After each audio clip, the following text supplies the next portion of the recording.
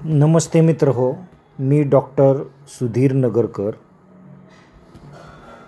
Set exam Maharashtra शासनाची जी set परीक्षा आहे तर ती मार्च 2023मध्ये झाली होती.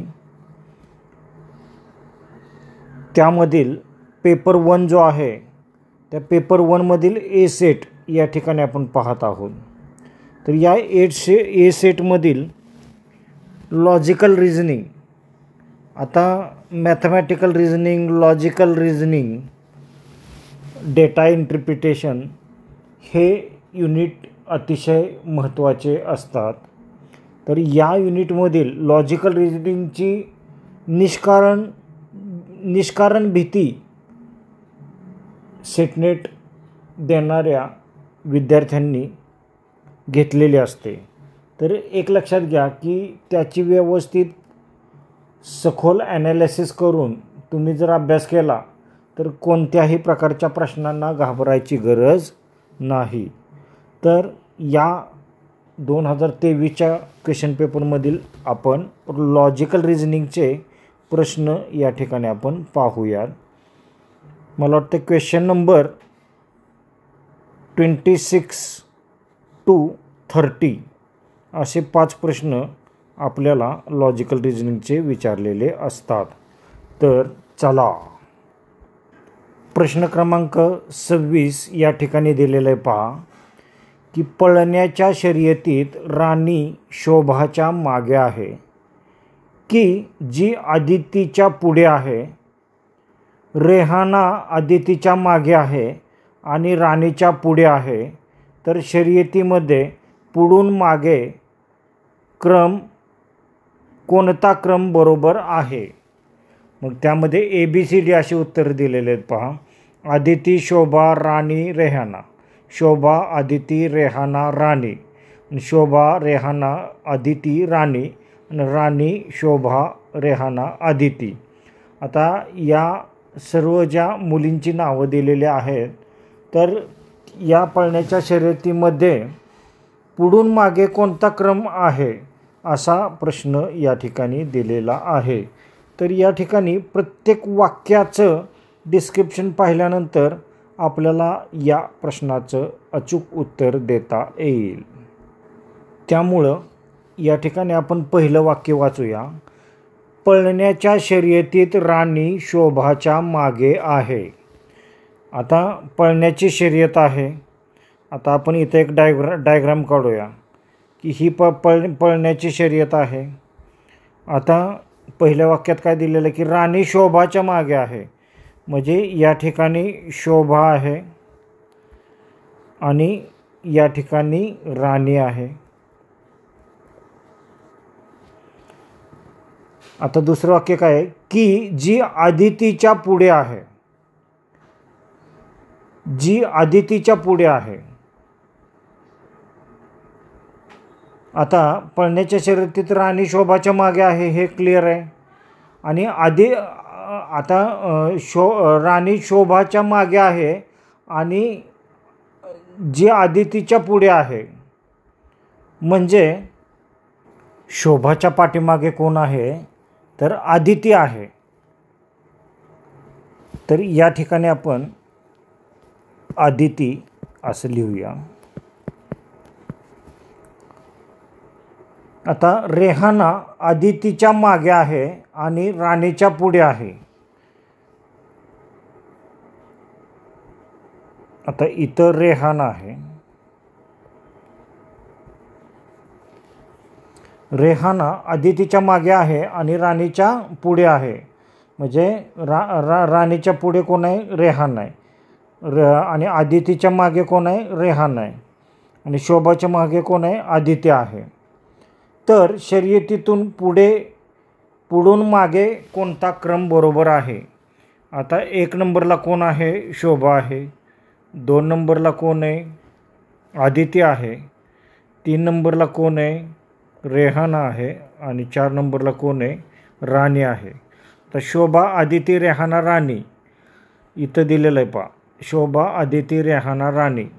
म्हणजे B हा ऑप्शन या ठिकाणी बरोबर आहे. अशा प्रकारे प्रत्येक वाक्याचा अर्थ व्यवस्थित समजून आपण तर्कशास्त्रीय दृष्टिकोनातून पाहून ॲनालिसिस करून आपण या ठिकाणी उत्तर काढावयाचे आहे आणि योग्य उत्तराकडे आपण जायचं आहे. प्रश्न क्रमांक 27. पुढील संकल्पना अर्थपूर्ण तार्किक पद्धतीने योग्य क्रम दर्शवणाऱ्या रीतीने मांडा. आता या ठिकाणी खिडक्या, भिंती, फरशी, पाया, छत आणि खोली या ठिकाणी दिलेलं आहे पहा. म्हणजे windows, walls, floor, foundation, roof आणि रूम. तर या ठिकाणी आपण यांचा क्रम या ठिकाणी लावायचा आहे. या ठिकाणी ऑप्शनमध्ये 3 2 4 1 6 5 असं दिलेलं आहे. 2 3 1 4 5 6, 4 2 1 5 3 6 आणि 4 3 2 1 6. आता या ठिकाणी योग्य करेक्ट सिक्वेन्स जो आहे, योग्य क्रम या ठिकाणी लावायचा आहे पहा. तर सुरुवातीला कोणतीही इमारत बांधण्यापूर्वी फाउंडेशन हे महत्त्वाचं असतं. त्यामुळं 1 नंबरला फाउंडेशन येणार आहे, त्यालाच पाया असं म्हटलं जातं. आता ए ऑप्शनमध्ये या ठिकाणी फ्लोअर 3 आकडा दिलेला आहे पहा. 3 म्हणजे काय, फ्लोअर किंवा फरशी. तर हे ए ऑप्शन इथं चुकीचं ठरलेलं आहे. आता बी ऑप्शनमध्ये पहिल्यांदा 2 दिलेलं आहे, भिंती. आता भिंती या सुरुवातीला असणार आहेत का, नाही आहे. तर हा ऑप्शन बी ऑप्शन चुकीचा ठरलेला आहे.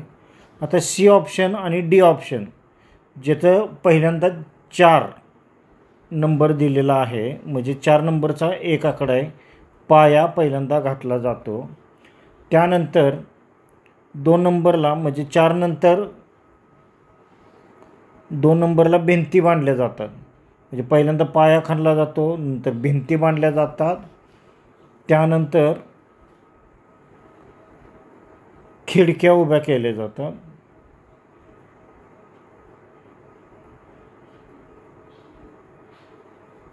या ठिकाणी खिडक्या 3 नंबरला येतात पहा.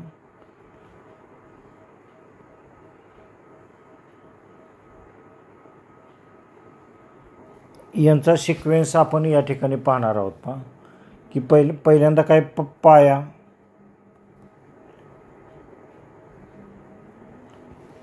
त्यानंतर भिंती,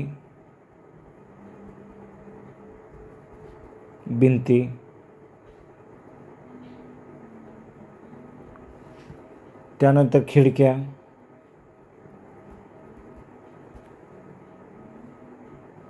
त्यानंतर छत,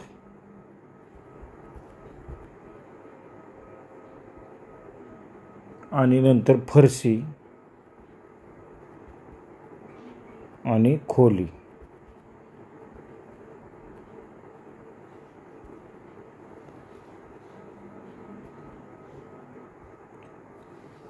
कोणतीही इमारत बांधताना सुरुवातीला पाया घेतला जातो, त्यानंतर भिंती बांधल्या जातात, त्यानंतर खिडक्या लावल्या जातात, त्यानंतर छत उभा केलं जातं, नंतर फरशी उभा केली जाते, फरशी बसवली जाते आणि शेवटी खोली तयार होते. म्हणजे हा जो क्रम आहे, पाया, भिंती, खिडक्या, छत, फरशी आणि खोली. तर या ठिकाणी 4 नंबर पहिल्यांदा या ठिकाणी आलेला आहे पहा सीमध्ये. नंतर 2 1 5 3 6 म्हणजे पहिल्यांदा पाया, नंतर भिंती, नंतर खिडक्या, नंतर छत, त्यानंतर फरशी आणि या ठिकाणी खोली. तर सी हा ऑप्शन या ठिकाणी बरोबर दिलेला आहे. अशा प्रकारे इमारतीचा जो बांधण्याचा क्रम आहे, हा क्रम या ठिकाणी ॲक्युरेट दिला की आपण या ठिकाणी उत्तराकडे पोहोचणार आहोत. त्यामुळं सी हे उत्तर बरोबर आहे. हा क्रम या ठिकाणी आपण लक्षात ठेवायचा आहे. प्रश्न क्रमांक 28. घोडा हा एक तृणपक्षी प्राणी आहे. हे विधान टिंबटिंब आहे. आता इथं प्रत्यक्ष, अनुमान, अपमान, उपमान आणि अर्थापत्ती, त्यालाच इंग्लिशमध्ये काय म्हटलं जातं, परसेप्शन, इन्फरन्स, कंपॅरिझन आणि इम्प्लिकेशन. तर कंपॅरिझन तर नाही आहे, इम्प्लिकेशन अर्थापत्ती पण नाही आहे आणि परसेप्शन पण नाही आहे. तर हा एक अनुमान आहे, कारण घोडा हा एक तृणभक्षी प्राणी आहे, हे विधान टिंबटिंब आहे. तर हा एक अनुमान आहे, कारण घोडा हा एक शाकाहारी प्राणी आहे. हे विधान निरीक्षणावरून घेतलेली निष्कर्षणात्मक माहिती आहे, म्हणजे निरीक्षणातून घेतलेलं आहे, म्हणून ते अन्वय किंवा इन्फरन्सचे उदाहरण आहे, त्यामुळं तो अनुमान आहे. त्यामुळं या प्रश्नाचे योग्य उत्तर आहे इन्फरन्स किंवा अनुमान, बी उत्तर.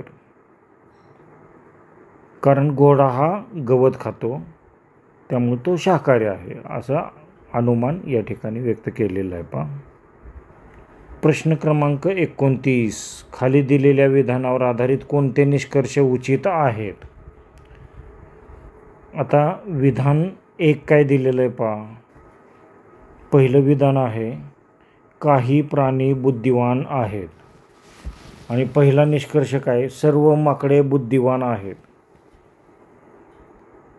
आणि विधान 2 आहे माकडे बुद्धिवान प्राणी आहेत आणि घोडे बुद्धिवान आहेत. आता यांचा विधान आणि निष्कर्षाचा काही संबंध आहे का.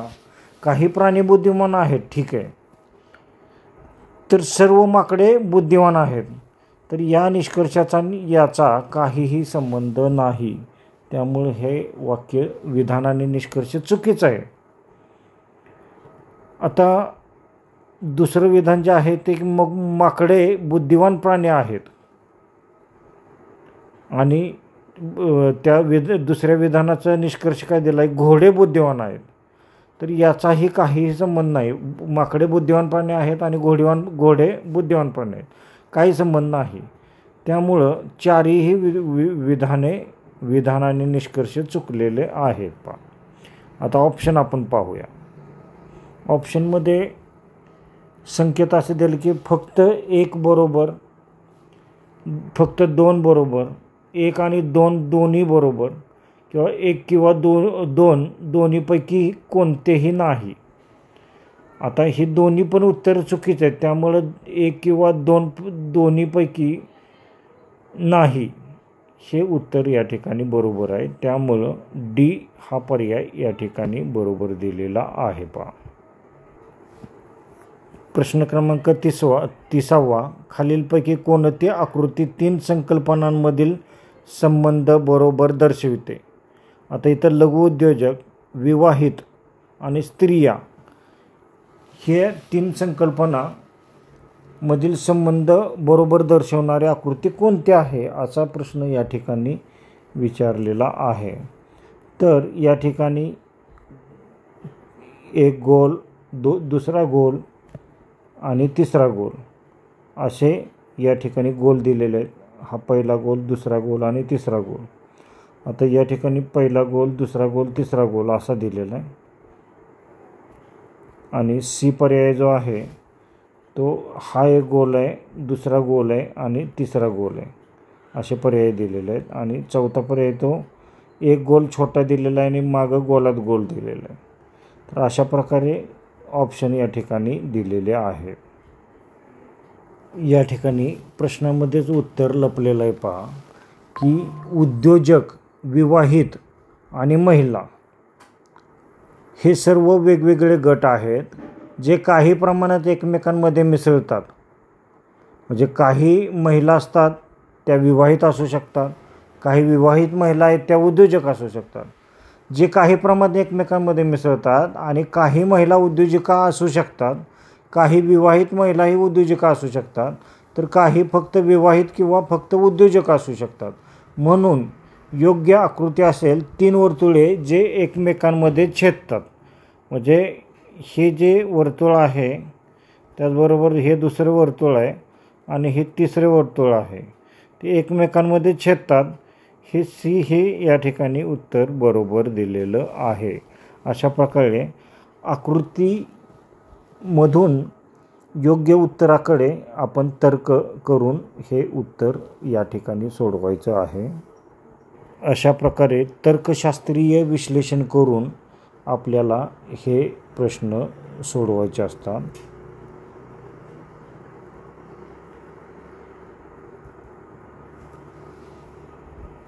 कारण तार्किक तर्क म्हणजे तर्क करून लॉजिकल आपलं इम्प्रूव्हमेंट करून या ठिकाणी प्रश्नाची उत्तरे द्यायची असतात. तर 2023चे लॉजिकल रिजनिंगचे 5 MCQ या ठिकाणी आपण पाहिलेले आहेत. थँक्स.